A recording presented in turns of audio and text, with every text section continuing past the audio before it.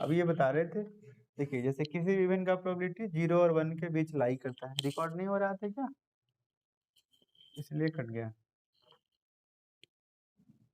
हाँ, पी का मतलब किसी भी इवेंट का प्रोबेबिलिटी हमेशा क्या होगा, 0 के बराबर या 0 से बड़ा, 1 के बराबर या 1 से छोटा, मतलब 0 और 1 के बीच का होगा, और 0 1 भी हो सकता है, ठीक है। लेकिन 0 से कम नहीं होगा, मतलब माइनस माइनस माइनस में नहीं होगा। क्या बात, समस्या बे समस्या, अब तो दिख रहा है। हाँ, मतलब ये प्रोबेबिलिटी कभी भी माइनस में नहीं होगा या 1 से बड़ा नहीं होगा। अब आप लोग इसमें चुन कर बताइए कि कौन इवेंट ये दिए हैं, कौन इसमें से किसी इवेंट का प्रोबेबिलिटी हो सकता है सही होगा। जैसे किसी का प्रोबेबिलिटी हम ये 4 ही आपको दे दिए, कौन सा प्रोबेबिलिटी हो सकता है, कौन नहीं होगा। पहला होगा, पहला होगा, नहीं होगा। दूसरा होगा, दूसरा कितना है, दूसरा कितना लिखे हैं, 1/4 हो,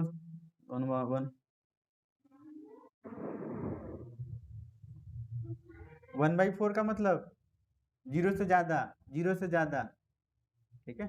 जब भी ऊपर से नीचे कम हो, मतलब डिनोमिनेटर अगर न्यूमिनेटर से ज्यादा हो तो वैल्यू 0 और 1 के बीच का ही आता है। ये भी इसका वैल्यू क्या आएगा, ये हो सकता है, ये हो सकता है, लेकिन ये नहीं होगा। ये भाग दीजिएगा तो 1 से ज्यादा आएगा, 1.25 के आसपास आएगा, ठीक है। यानी कि ये नहीं हो सकता। ये ऑब्जेक्टिव आपसे पूछा जा सकता है, इसलिए इस चीज को आप याद रखेंगे।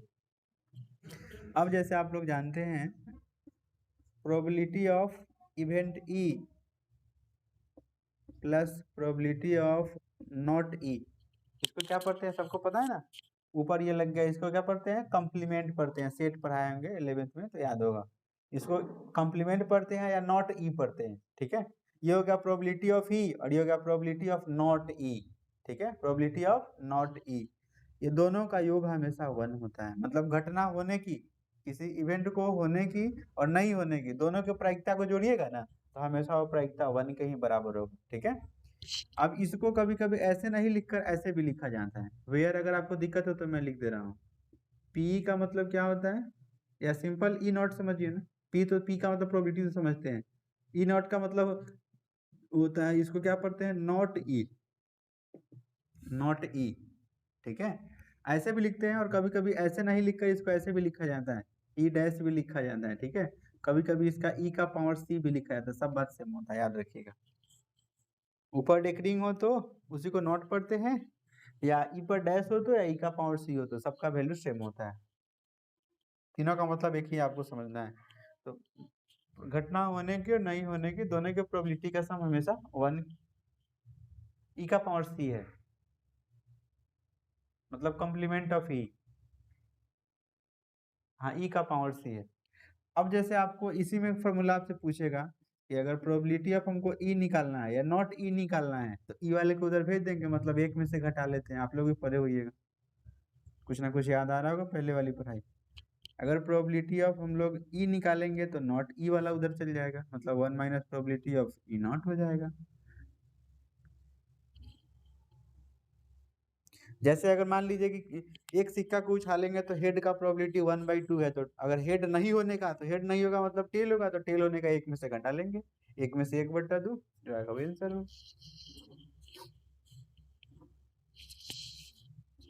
अरे इसी पे तो है, एक बार इसको उठाकर उधर रख दिया, एक बार इसको उठाकर रख दिया, वही तो क्या ये बराबर है, ये बराबर। ऊपर वाले में यहाँ भी बराबर है, बराबर, अच्छा माइनस लिखा गया है, बराबर।